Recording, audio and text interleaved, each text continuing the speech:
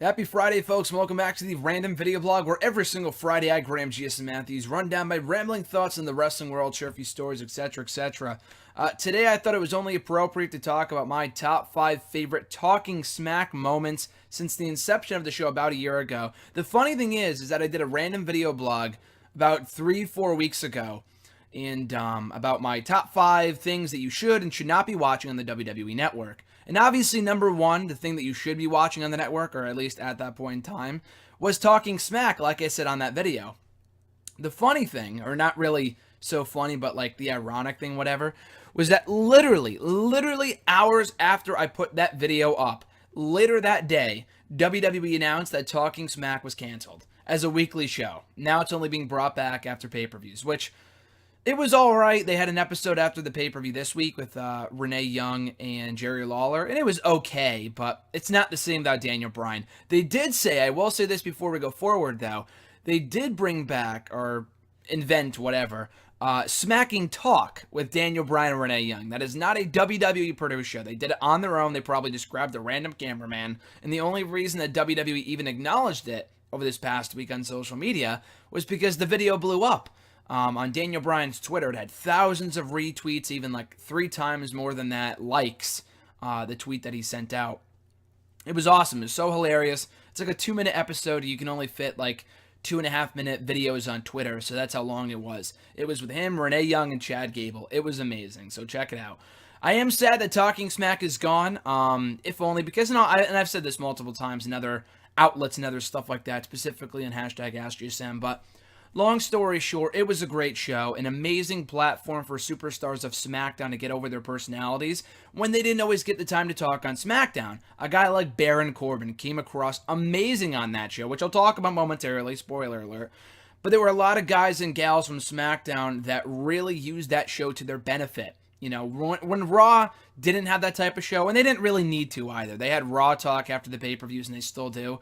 And Raw Talk is fine as a pay-per-view thing. Smacking Talk was more of a necessity after SmackDown. Fuck 205 Live. The show can be good sometimes, I understand that, but I am much more excited every single Tuesday, or was much more excited anyway, for Talking Smack than I was for 205 Live. Maybe even more so Talking Smack than SmackDown Live. That's how good that show was. And Renee Young and Daniel Bryan were great hosts. And I didn't watch it from the get-go because I never really used to watch like the Raw pre-shows and the Raw post-shows and the SmackDown pre-shows, SmackDown post-shows. Because to me it was all the same shit. People just regurgitating the same information that was written down on a script for them. It was no different than Raw and SmackDown. But then after I found out about the Miz thing, the Miz promo, again, which I'll talk about momentarily, spoiler alert, that's when I started watching pretty much on the weekly by like September. And that's when all these moments come from. From September onward, I started watching Talking Smack, and here, therefore, are my top 5 favorite Talking Smack moments in history. So we'll start off with my number 5 moment here from the December 20th, 2016 episode, fresh off the holiday episode of SmackDown Live. It wasn't so much a serious show, and it really wasn't one specific moment slash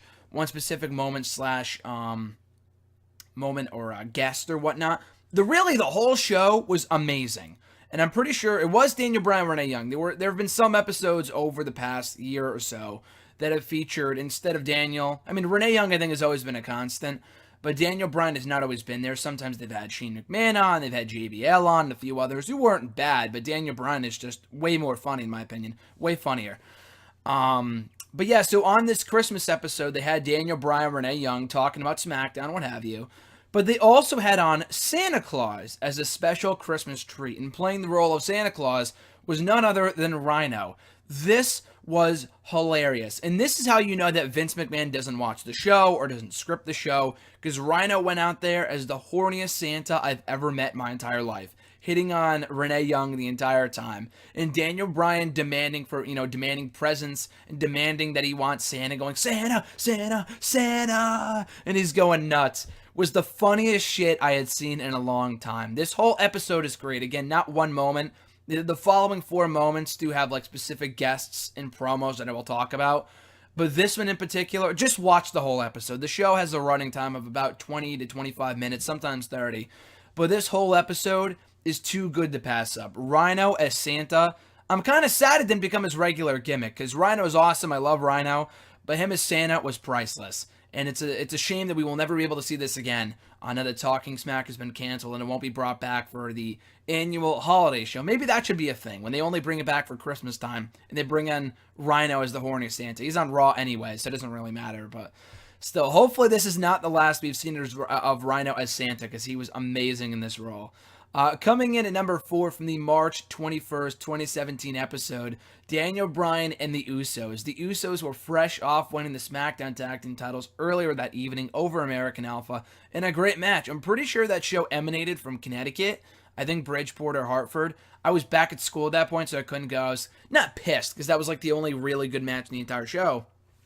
But these guys had just a kick-ass match from start to finish. I apologize. I'm like fidgeting with my hat here. I always tend to do that in these kind of videos. But yeah, the Usos and Daniel Bryan just have this amazing chemistry together. And as great as that match was between American Alpha and the Usos, I think I enjoy the chemistry that Daniel Bryan and the Usos have even more. And they do have history. Jimmy Uso and Daniel Bryan were/are on Total Divas together, so I'm sure they know each other through their respective wives, girlfriends, and or as through their wives and whatnot, with being Brie Bella and Naomi and whatnot, knowing them through that and through the show. And Jimmy Uso is great on Total Divas. He really always has been. But when you get him on Talking Smack, and sometimes they come across as baby faces, but they were on the show a few weeks ago. They reunited Sweet Beats and the Usos, Daniel Bryan and the Usos, another episode that I'll talk about coming up soon here on the episode here on the Random Video Blog. But this episode in particular, with the Usos debuting their new rap group with Daniel Bryan, who put on his hat backwards like this, or he was given a backwards hat by one of the Usos, and he's like, oh no, he did the rap the next time, but he was attempting to rap, and then the Usos just walked off, like, no, we don't want none of that. It was amazing, or they don't want none, pun on AJ Styles, but the whole thing was great. You got to see it to believe it. The Usos and Daniel Bryan are just amazing together. It's such a shame that we do not have 6-man tag team titles, and it's such a shame that Daniel Bryan is retired, because if Daniel Bryan was not retired and we had 6-man tag team titles in the WWE, I would want these 3 guys to be holding those championships. Fuck like the Wyatt family and the New Day and the Miz Taraj. I would love for Daniel Bryan and the Usos to be WWE's resident 6-man tag team champions as Sweet Beats and the Usos. That is a rap group that I would love to see in concert. So coming in at number 3, guys, from the October 18th, 2016 episode, I'm pretty sure it was that one and not the following week. It was Baron Corbin guest starring on the show. Now, by this point, you got to remember, I know Baron Corbin right now is Mr. Money in the Bank, but you got to remember, at this point in time, he was a couple months removed from after being drafted to do SmackDown Live in the WWE Draft. He had beaten a few people. He had beaten Apollo Crews a few times. He was, he had been fresh off a feud with Jack Swagger, beating him at No Mercy, beat him again on this episode of SmackDown that preceded this edition of Talking Smack. And he really didn't have much going on. I mean, Baron Corbin was slowly but surely building momentum, but he didn't have much going on. We didn't know too much about Baron Corbin beyond the promos they aired for him on the show. So he comes on this episode, and I have seen this promo back. I've watched this promo back at least 5 to 10 times since it happened last year. Because he comes across as a guy that is his true self in the WWE. Like, who you see on screen is more than likely who Baron Corbin is in real life. And I can attest to that, too, because I met Baron Corbin over WrestleMania weekend. Now, of course, he was very friendly with me because I'm a fan of his. But he came on this show pretty normal, not like yelling and screaming. But he started talking about his lifestyle, how he only really associates himself with his wife or fiance, whatever. He has a very close-knit group of friends that aren't in the WWE. He is not friends with anyone in the WWE locker room. And Renee Young finds this very, very odd. So Baron Corbin is like, I don't need to associate myself with people like you. You, Daniel Bryan, had been doing this for 10, 15 years. I got here in 3 years. I got here on a phone call. I got called up to the main roster in 3.5 years. My body's not going to break down. My body's not going to give up on me. And all this other stuff, just ranting at indie guys, and Daniel Bryan gets fired up, and all this great shit. It was so awesome to hear Baron Corbin and his true colors shine through. Again, we had seen this type of Baron Corbin, this side of Baron Corbin before on NXT, like the indie hater guy. But beyond that, we had really yet to see the true colors of Baron Corbin, and they shine through on this night. I thought this was fucking awesome. And then when Renee Young and Daniel Bryan kind of get on his case, when he disrespects the rest of the locker room and starts to get cocky, he, yells, and he's like, I'm a future world champion. I may not be great right now, but I will be in due time. And hey, he's the current Mr. Money in the Bank, so you can't really argue with that either. But he had a great promo here. It was a really, really good promo that really... I was already a fan of Baron Corbin by this point, but it really made me look at him in a new light. He's one of those type of people, and I can relate to that too, like that just doesn't like people. And I don't like people either, but more so Baron Corbin, I guess, from how you can kind of... I mean, it was a wrestling promo, but you can kind of see through the lines here, kind of read between the lines. But it was a great promo that really showed us who Baron Corbin truly is, both inside and outside the ring, and that made me even a bigger fan of his as a result. Number 2 here is from a recent episode of Talking Smack from the June 27th edition, 2017 episode of Talking Smack. The whole episode is great, first of all. So check out the whole episode. It was probably one of, if not the best overall episodes of Talking Smack I've ever seen. Like I said, yeah, the Usos back on there, rapping with Daniel Bryan, which was amazing. You had Carmella on there, gloating about her Money in the Bank victory. But to kick off the show, you had Kevin Owens. Now, a lot of people thought the quality of Talking Smack would decrease once The Miz went to Raw, because The Miz was amazing on Talking Smack. Again, more on that later, spoiler alert. But, and it did to an extent, because Daniel Bryan wasn't on the show. I think the last show that he was on was Kevin Owens' debut on the show on April 11th, the day that I went to SmackDown. Because he had to take time off for his daughter being born, Birdie Joe. So you had Shane McMahon on there, who's good, and JBL, who he was also all right in that environment, but I much prefer Daniel Bryan, because the guy just doesn't give a shit. Daniel Bryan doesn't fucking care. He'll say things like TNA, he'll joke about James Ellsworth having a big dick. True story, you have to watch the show to believe it. He calls him Hogsworth and all this other stuff. Daniel Bryan does not give a fuck. And it comes, to light on these shows. Again, it's not on the air anymore, unfortunately, at least not on a weekly basis. But that's why Daniel Bryan is just so fucking great. And that was evident on this episode, not only with the Usos and not only with Carmella, but to kick off the show, him and Kevin Owens. So upon Daniel Bryan's return to the show, I think this was the second episode back after the June 20th episode, which was also pretty good, with him and AJ Styles talking about why we should have a WWE Dad show, which would be amazing. And also, any banter between Daniel Bryan and AJ Styles is welcomed. Like, those two are great together, too. Anyway, though, so Daniel Bryan and Kevin Owens. Kevin Owens is coming on the show, pissed off, all sorts of mad, after the announcement is made that the following week, an Independence Day Battle Royal will be held to determine the new number one contender to his United States Championship. And he's like, why are AJ Styles and Chad Gable in the Battle Royal? Why should they be? I already beat them. They already got their shot. And Renee Young is like, oh, it's the land of opportunity. And then Kevin Owens just runs down the land of opportunity. He's like, the land of opportunity, it's stupid. It doesn't make any sense. That's just stupid catchphrase, a stupid buzzword that Shane McMahon came up with. The land of opportunity means nothing. I already beat AJ Styles. This is, not word for word. This is just paraphrasing here. Now, I'm doing my best Kevin Owens impression, although it's not great. I already beat AJ Styles. I already beat Chad Gable. Why did they deserve another shot at my title?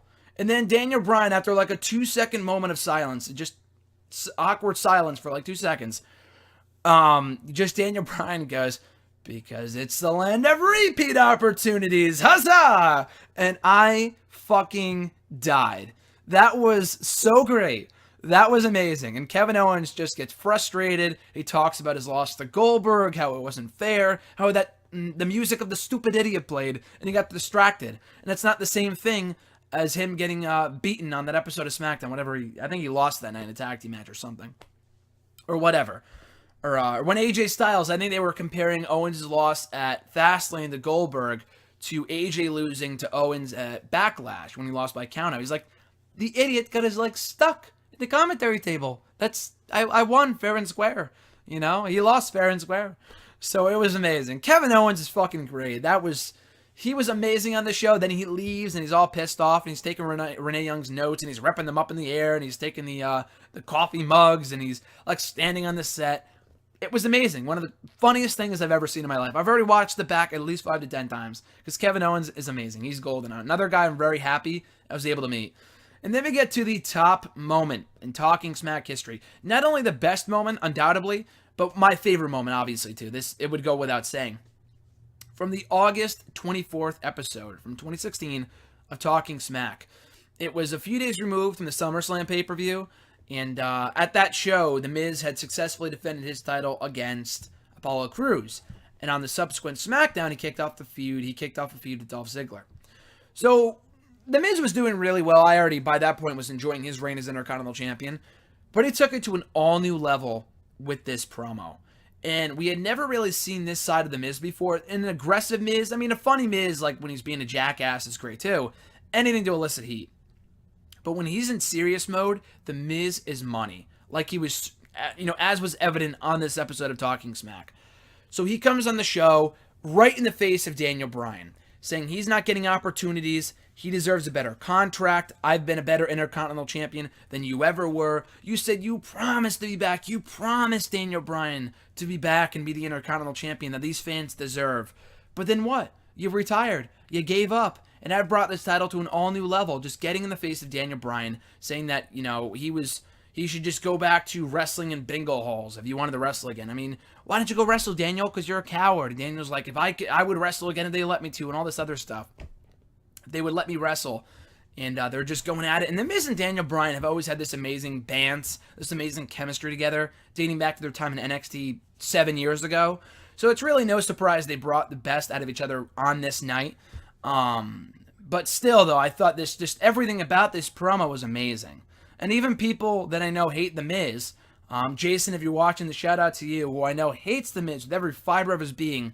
I told him about the promo. I showed him the promo. He loved it too. He's like, wow, that was a hell of a promo. One of the best promos, if not the best promo, in all of 2016. And this was really a turning point for The Miz. He started riding this wave of momentum. He ended up, he was champion for another month or two before dropping the belt to Dolph Ziggler before winning it back in November. And he was doing such a great job with this championship. It all started with this promo, though. You have to see it to believe it. I can't really, again, discuss it word for word and, re-say or just talk about or repeat, rather, what The Miz said word for word. I can't remember. It was about a year ago at this point.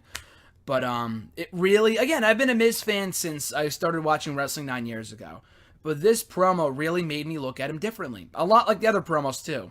With Baron Corbin, Kevin Owens was already great. Rhino, even in a light, in a respect as well, made me look at him differently because of Talking Smack. And The Miz is absolutely the biggest beneficiary of this show. Because without this promo, I don't know if Miz would have been elevated to the level that he ended up getting to on SmackDown without this tirade on Daniel Bryan. And he got super, super aggressive. People need to respect him. They need to appreciate The Miz for being this great Intercontinental Champion, that he never gets hurt. Which is true. The Miz has, I don't think, ever gotten hurt. And if he has, it's been a minor injury. He's never taken time off for injuries. And because he doesn't wrestle the style that Daniel Bryan did that got him retired in the first place. Again, it's an amazing promo. You got to see it to believe it. It's on WWE's YouTube channel, but you can also watch it in full on the WWE Network on Talking Smack, again, from August 24th, 2016. So those are my top 5 favorite moments in Talking Smack history. Once again, quick rundown. At number 5, the entire Christmas episode from December 20th of last year. Number 4, the Usos and Daniel Bryan on the March 21st episode of 2017, the newly formed rap group between Daniel Bryan and the Usos. Number 3, Baron Corbin just going off on Daniel Bryan and Renee Young from the October 18th, 2016 show. Number 2, Kevin Owens and Renee Young going at it from the June 27th, 2017 show. And the top moment, The Miz and Daniel Bryan, their epic face-off from August 24th, 2016. So again, I'll say it again. Very, very sad that Talking Smack is no more. I thought that show was, at points, sometimes more often than not, better than SmackDown itself. Way better than Raw. Always unpredictable, always entertaining, always a blast. So check it out on the WWE Network when you can. Rewatch all the past episodes, and be sure to stay tuned for the monthly editions after the SmackDown pay-per-views. It's a shame. We should be getting them more often, but it is what it is. So again, guys, thank you for checking out the video. Be sure to like the video, drop a comment, share the video, subscribe to the channel. All that stuff is amazingly appreciated. We'll be back next week. I think I'll be talking about my experience meeting Ryback, meeting Ricochet and Jack Swagger, as well as meeting Cody Rhodes again at the Northeast Wrestling Show I attended earlier this month, or last month by the time that video goes up. And also, too, I want to say this. Thanks to Austin Aries for checking out the random video blog last week where I did my full book review of Austin Aries' awesome book, Food Fight. Thoroughly enjoyed it. Very enlightening, very informative, very entertaining. Check it out, austinariesbook.com, I think the website URL is. But I tweeted him the link to my review last week, and he replied. He quoted the tweet, and he said, enjoyed the review. Glad you enjoyed the book. Thanks for your honest review, or thanks for checking out the book. Thanks for buying the book, whatever. And it was really cool. So thanks to Austin Aries for, if you watched the whole thing or even 2 seconds of it, or didn't even watch it at all, thanks for the plug. Thanks for checking out the video. I appreciate it. But again, we'll be back next week with another all-new edition of the Random Video Blog. In the meantime, and in between time, guys, enjoy the rest of your weekend. I'm Graham G.S. Matthews, and I'll catch your ass down the road.